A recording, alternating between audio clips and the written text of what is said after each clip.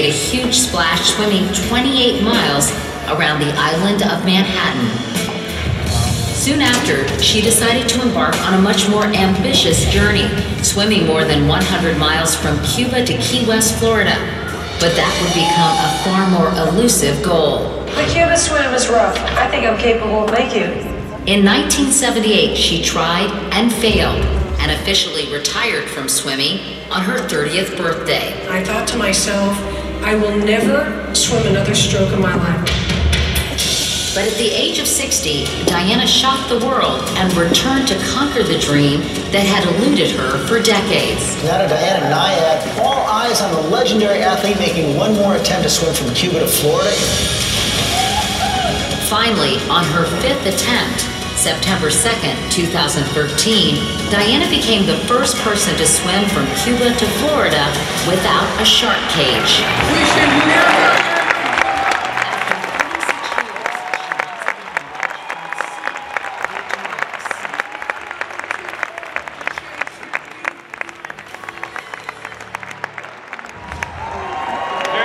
Ladies and gentlemen, it's my pleasure to welcome to the stage Diana Nyad.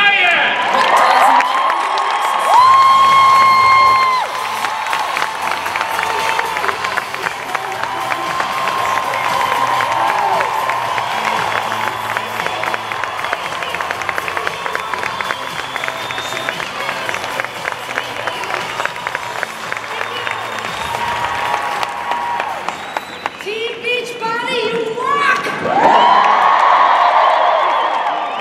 Is that your shoe? You know, there's an expression that goes something like, when you achieve your dreams, it's not so much what you get. And since that walk up on that beach last Labor Day, I can tell you I've been getting a lot. I got to sit in the Oval Office with President Obama, whom I admire terribly. I had to sit down for a very soulful, heart-to-heart, 2-hour interview with Oprah. I've signed a major book deal, and an esteemed publisher cannot believes that I have in me to write a memoir of inspiration, and I take it very seriously.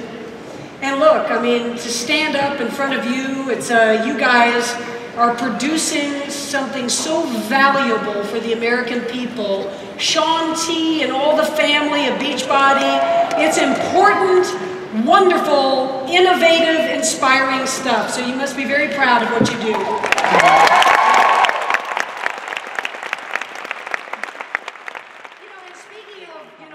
Getting since then, I mean, for God's sake, I've been on Dancing with the Stars. It doesn't get bigger than that. You know, but the end of that phrase goes, when you achieve your dreams, it's not so much what you get, it's who you become.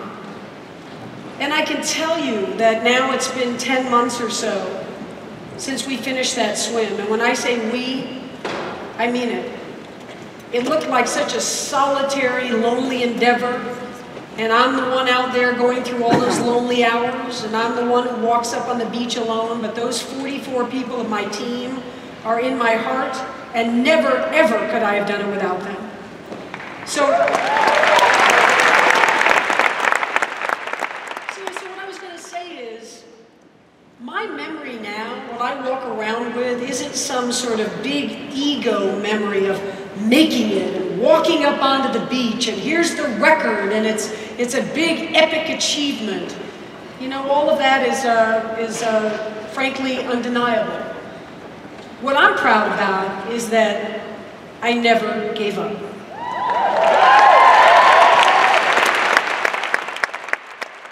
the truth is, for me, swimming and sports were all about that. Always, my whole life, were about character building, not winning trophies and setting records. And it all started for me, literally, the day I turned 5. I had a Greek-Egyptian father who spoke in a very thick accent. I actually had a French mother who spoke in a thick accent too, so you know, already it's entertaining. To grow up in a family where you have to ask your parents to repeat themselves several times until you understand them. But my father was he was just a full-blown character. He you know, cried, was kind of in a state of exaltation over everything that happened every day, and made his living as a con artist, was very adept at lying, stealing, you know, was on all the prestigious most wanted lists. And when I was 5, the day I turned 5, he called me into the den, and on the desk over here he had Webster's Unabridged Dictionary opened. And he says, as I'm entering the door, he says, "Darling, I have been waiting for this day for you to turn 5. Because today, darling, is the day you are going to understand me. Because this day is when I'm going to tell you the most important thing I will ever speak to you. Do you understand me, darling?" I'm like, "Yeah, Dad. Like you said that yesterday, too."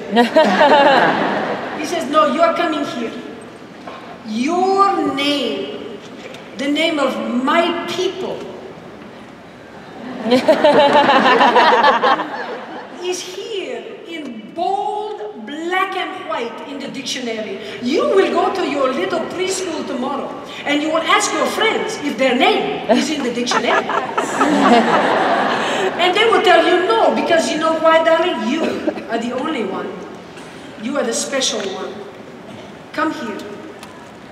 Look, Nyad." In Greek mythology, the nymphs that swam with the lakes, fountains, ocean, and river to protect for the gods. And definition number 2, are you listening to me, darling? Because this is the one. Definition number 2, he says, girl or a woman, champion, swimmer. Oh my God, this is your destiny, darling.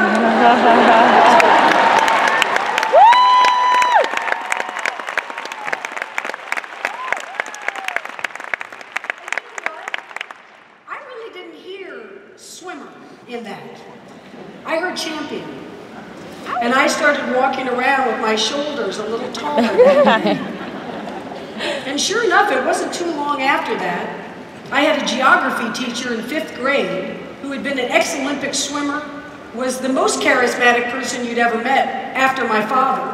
And he said that any kid who came out for the swim team would get an A in geography. And I found through years of sportscasting that a lot of athletic careers start with moves like that. And so I wanted the A. I went out and I was swimming up and down the pool with a whole bunch of kids. The coach just wanted to see everybody.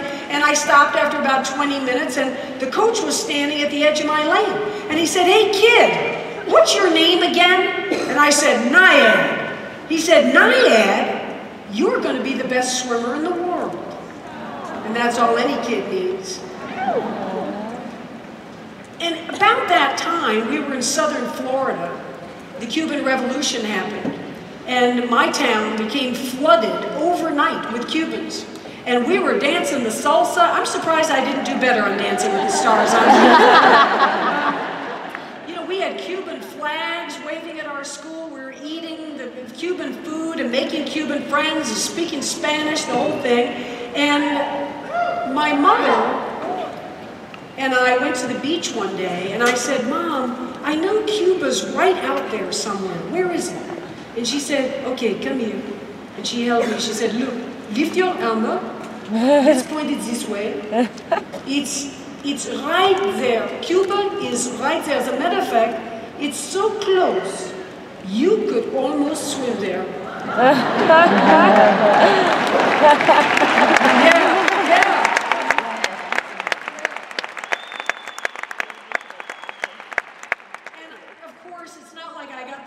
Concrete goal in my mind, but I'll tell you, all my life there was like a little fluttering butterfly somewhere in the back of my imagination about that magical land of Cuba that was right over there, but it was so forbidden to us.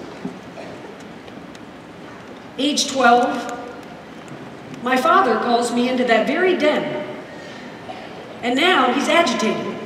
He's walking around with his hands behind his back, and the veins are sticking out on his neck.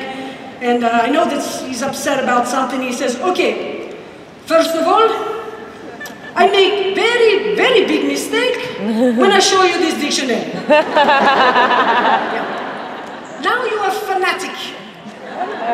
Now, you are getting up 4:30 in the morning, every morning, 365 days a year, Christmas. You don't know your brother and sister anymore. You don't go to church on Sunday. You have given up the piano for this crazy swimming thing. And I stood up and I said, that's right, Dad. I am a fanatic. And you know what? It's fanatics who get ahead in life. And this kid is going to stand on the podium at the Olympic Games, Mexico City, and receive a medal for the United States of America. And you know what, Dad? I'm really glad we had this little talk.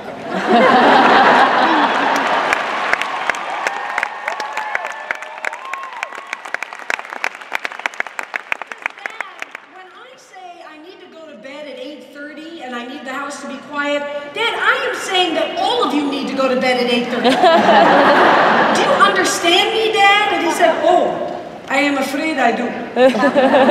I really called you in today to tell you that your mother and I, well, we are very afraid of you.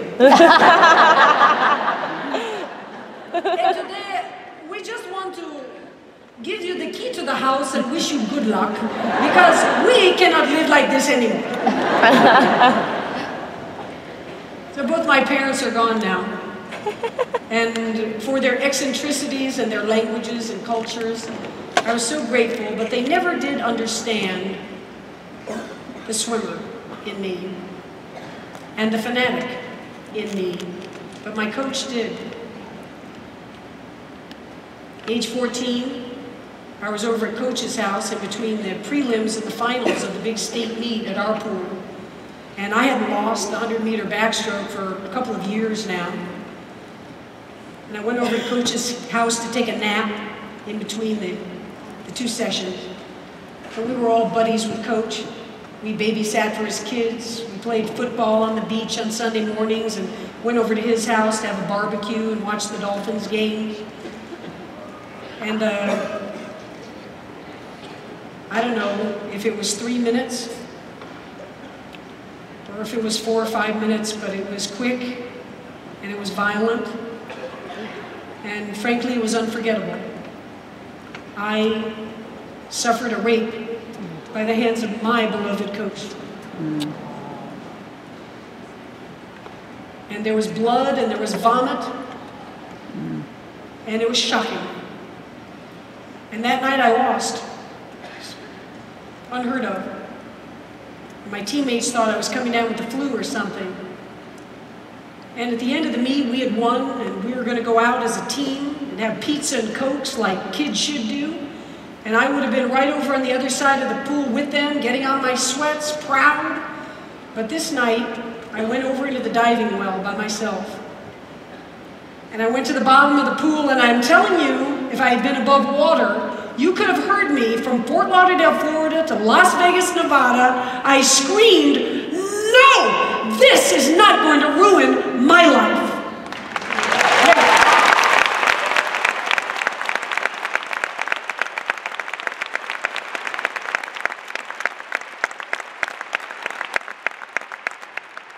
The Olympic trials came a little too quickly.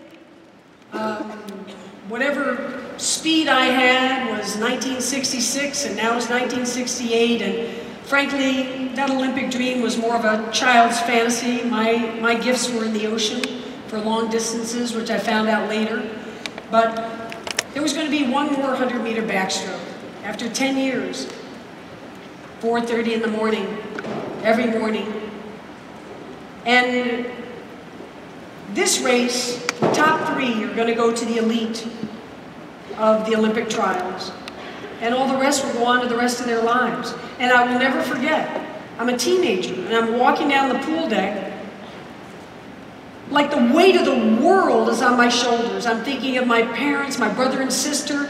They sacrificed so much because my dream was so much bigger than theirs. You know, myself, you know, I did 1,000 sit-ups every day for 10 years. 1,000 good sit-ups, elbow to knee, every single one. I didn't even smoke pot in the parking lot in high school. That's how big the sacrifices were. So I'm walking down the pool deck with this, you know, in a daze, and this girl, you know, most people when they think of the seminal moments in your lives when you need some wisdom, you need some guidance, you're at the bottom. We rarely quote presidents. We quote people in our lives, our grandmothers, our uncles. Well, for me, it was way back then, and it was a teenager named Suzanne, 17 years old with her own hopes at the 100-meter butterfly of making the games. And she came over to me just minutes before my race, and she shook me, and she said, "Diana, what is going on? You look like you're in a fog. This is the most important race of your life. What are you thinking about?" And I started in with all the sacrifices and my brother and sister. She said, "Stop it. You know, you taught us that you have a dream and it's up in the stars. And once you envision it, you leave it there and then you get to work. You get to work minute by minute and hour by hour, day by day, and eventually, even if you don't touch that final star, you're up there playing in the heavens." She said, "You're the one who told us that. So now it's up to you to get in the pool and swim the most perfect race that's in you, regardless of the outcome." She says, "You remember, we just watched Billie Jean King in that documentary on her at Wimbledon. And she says," she's reminding me that when she goes to Wimbledon, she never goes over and looks at the draw and says, "Oh yeah, if I get her in the quarterfinals, I gotta watch out. Her second serves really improved a lot." No, Billie Jean says she's like a cheetah on the hunt. When she steps onto the grass at Wimbledon, she doesn't know who her opponent is. She doesn't know who the line judge is. She doesn't know what the impending weather is. She is a cheetah on the hunt. And she's engrossed in the moment. She doesn't only play the ball, she plays the fuzz on the ball. She's the first Zen athlete. And as that ball comes over, all those thousands of strokes of practice and all that genetic ability are ready to come to the surface, and she steps into it and hits the most perfect backhand she's got in her. If the ball comes back, she's at the net hitting the overhead, and 2 weeks later, Billie Jean's holding the Wimbledon trophy over her head, which she did 20 times. Yeah, Billie Jean King.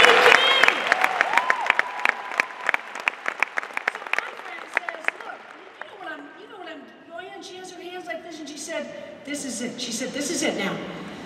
It's not as poetic as the fuzz on the tennis ball, but look at it. Look at that little half-moon sliver of your fingernail. And I am under this girl's spell. I needed her, and we're on the pool deck together like this." I said, "Yeah, I see it." She said, "All right, how long does it take you in the 100-meter backstroke to swim that little half-moon distance?" And I said, "Well, I guess that'd take about 1,000th of a second." She said, "No, it doesn't. Come on. Let's do the math. It's going to take a lot less than that." I said, okay. That's going to take 1,000th of a second." She said, "That's it. That's what it's going to take. So why don't you get up there and get to those blocks and blast off with the shoulders that you've built and the heart that's unique to you, and swim that backstroke to perfection. And when you hit the wall, don't look around. Don't look up at the scoreboard. Close your eyes, close your fists, and say, I couldn't have done it a fingernail faster." She said, "Yeah." She said, "I guarantee you, no matter what happens, you say it, you mean it, it'll be all right." So now, I'm off the big perspective. None of us do well, and we don't perform with the big perspective. We need to be in the moment, and now I'm in the moment of don't leave this much behind in that pool. And I blast off those blocks with these shoulders and this heart, and I have no idea if I was first or second, third, or eighth. When I hit the wall, I closed my eyes, I closed my fists, I said it, and I meant it. I couldn't have done it a fingernail faster. And I was sixth.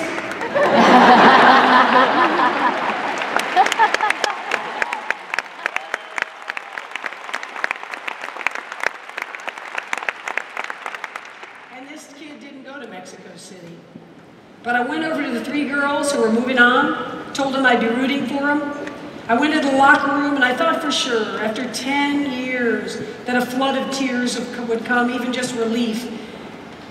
And I stood there proud. I stood there like that champion that my father told me about.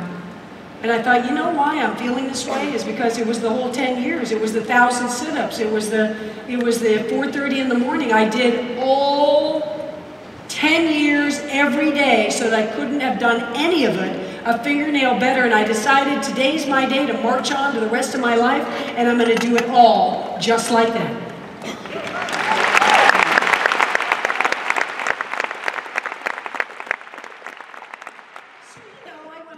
Life and love and the pursuit of happiness and school and all that. And a friend came to me and said, you know, there's a very eccentric sport of marathon swimming. These people go around the world, and you know, the world is 4/5 water. They swim the lakes and the rivers and the oceans. It sounded like that dictionary definition of a Nyad. And the oceans are usually cold, the swims are long.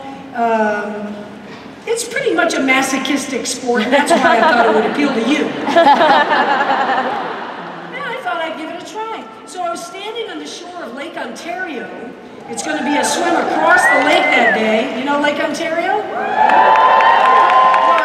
you perhaps know if the wind has been blowing offshore from Toronto, that water can go down, down, down, and the day we're going to go in, it's 48 degrees. You never get used to it. You're allowed to wear a grease covering, but you're just out there with willpower and willpower alone to make it across. It's that I've known about the sport, but this is my first one, and now I'm realizing the men and the women swim together, which is unusual for the world of sports. And I'm looking over here, and the muscular Egyptian guys are getting greased down, and I realize I'm going to have to be like bumping into them pretty soon. And now the muscular, lanky Argentine guys are over here, and I'm just getting a feeling of what it's going to be. I felt the water, how cold it is. I've just been greased in 10 pounds of wool fat lanolin. And you know, that's a singular experience right there. You know, you can just go home and tell people you did that. And the best distance swimmer woman in the world at the time was Judith de Nyad from Holland. Judith was a butterflyer at the Mexico City Olympics. I knew of her and her great reputation. Judith was around 6'1", 182 pounds.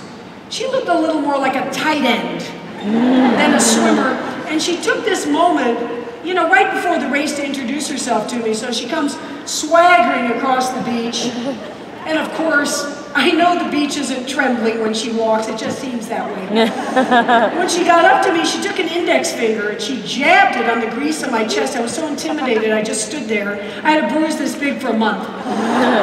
She jabbed it on every syllable and she said, I hear you're a very good swimmer. Well, you're not going to beat me. And she went swaggering off. And I said to my coach, these people are animals, I'm not going in. And the gun went off, and I went swearing in Arabic like all the Egyptians. And got my place in the water, and oh my God, it was a cold day. And it was a long day. 37 hours and 38 minutes across Lake Ontario. And I finished third among the men that day, and Judith de Nyad announced her retirement that night.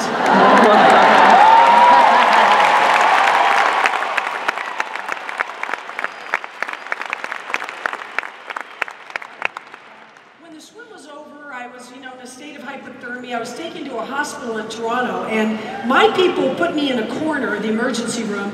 They went over to sign me in and get some help. They wrapped me in a Mylar blanket, and right then, a guy comes pushed in on a gurney, and he's in pain. He's screaming and grimacing out in pain, and I'm just kind of in the corner shivering like this. And they rolled him over, and our faces were about this far apart, for a few minutes. And his people went to get him signed in, so the two of us were alone. And I think just to take his mind off the pain, he said, "What happened to you?" And I said, "I swam across Lake Ontario, and I'm cold." And he said, "Why the hell did you do that?"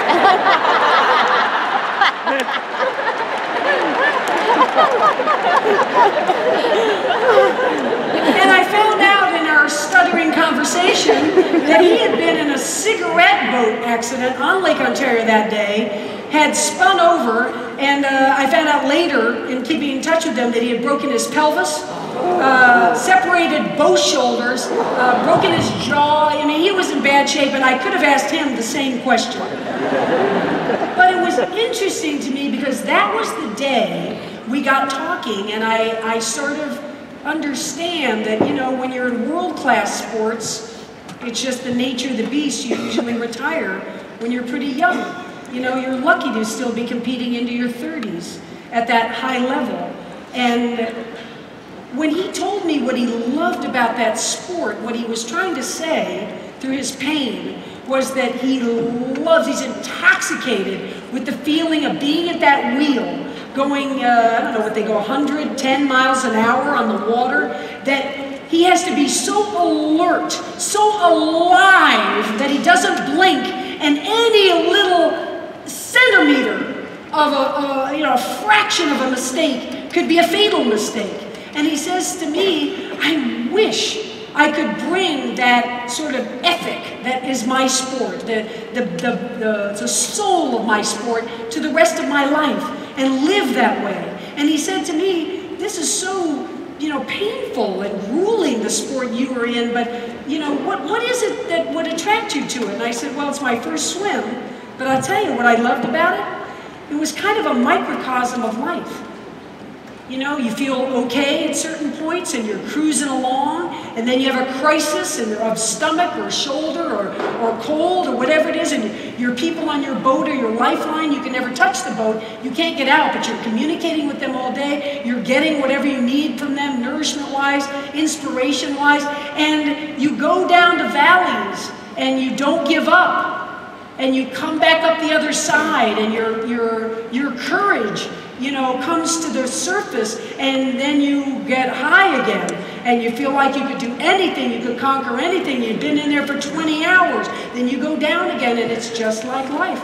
You know, people go through divorce and sickness and death, and all of you know that it's just never without heartache and without difficulties our lives. Have you ever met an 85-year-old who says, you know, the whole thing was just a ball? Never had a problem the whole way through. No, we all have heartache. We all suffer. And I like that about the sport. I like to say that you want to get to the other side of whatever it is you're facing, you find a way. Yeah.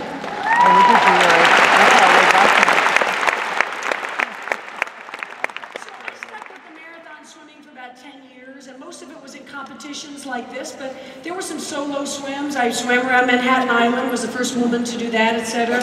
And before I retired, I was in my late 20s now, I decided I wanted to do the most imaginative, inspiring, you know, egomaniacal swim I could find. And I started gathering together the nautical charts of the Earth's surface on my floor of my Manhattan apartment, throwing out, you know, the Antarctic Circle and places that were unrealistic for something that long. I wanted to swim 100 miles in the open ocean, and nobody had come even close to that. 60 was the record, and my friend said, why don't we do 61? You know, bump it up to 62. You know, why do we have to go to 100? But I wanted it. It was just in my head, and I remember it. I remember it so clearly as I was looking over the charts, and there it was, Cuba, the Cuba of my childhood, the Cuba we all know, that beautiful country of architecture and athletes and music, and we can't go there even though it's our closest neighbor, and they can't come to us, they have to escape by boat. And I thought, that's it. That's the one that's going to touch my heart. And I started to train for it. It's mammoth. It's a wild, vast wilderness out there. If we could all sit down and look at all the potential 100-mile swims on the planet, all of which are in equatorial waters for the warmth, you can't find a more difficult stretch than this, from the sharks to the deadly jellyfish to the currents. The Gulf Stream comes catapulting out of the Yucatan Channel. It's flowing hard to the east, and you're trying to make it to the north, and as much as you go east, the angle of trying to make it over to Florida becomes untenable after a while. Pretty soon you're swimming 150 miles, 200 miles to make it to land. And I tried it, went 41 hours and 49 minutes and was in eddies and storms and unpredictable weather that comes there all the way from Africa and up from the Galapagos. It's just a nightmare, and I didn't make it. The next year I swam from the Bahamas to Florida, and it wasn't as satisfying, but it was the end. I was starting to get offers from the wide world of sports, and you guys might be too young for it, but when I was a kid, to say the thrill of victory and the agony of defeat, it was too much, and I guess in my mind I was thinking, I'm 30, it's time to live a responsible life and make a living. And so for those next 30 years as I was working and, you know, living, it's not that it was a burning hole, you know. It's not that I would go to sleep at night unable to cope with not achieving that dream, and I would watch other people try it. People have been trying since 1950, and I would watch, and when they wouldn't make it, I admit, I had a little happy dance. But I wasn't going back to swimming. It just seemed that was of a different time, and the discipline was so rigorous. It's a very difficult sport. And I met, during those years, Christopher Reeve, the bravest soul I've ever known. And, you know, Chris was injured. Yeah, please, Christopher Reeve.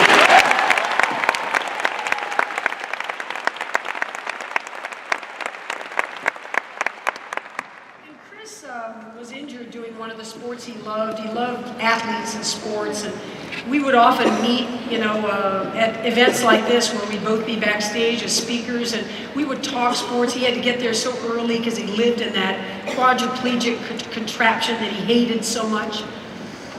And we would talk sports and talk mainly what I was talking about before with that cigarette boat driver.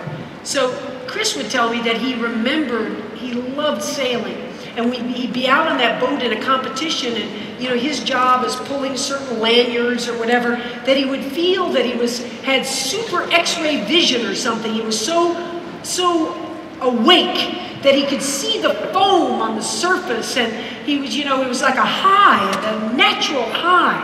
And he said to me he wished, like that boat driver told me, that he could have taken that all to the rest of his life. And now that he doesn't have his body, it was one regret that he had. And so one day he said, you know, we keep talking about athletes, and you haven't told me about you. What's your story? So I told him the fingernail story, and he loved that story. He said he was going to go home right that day and tell his son was little then, Will. And then he says to me, well, it's been a lot of years since you were an athlete. You said you were going to live the whole rest of your life that way. In sports, you know, it's easier, right? You're in a black and white world. It's easy to define your goal. It's easy to know exactly what you need to do to get there.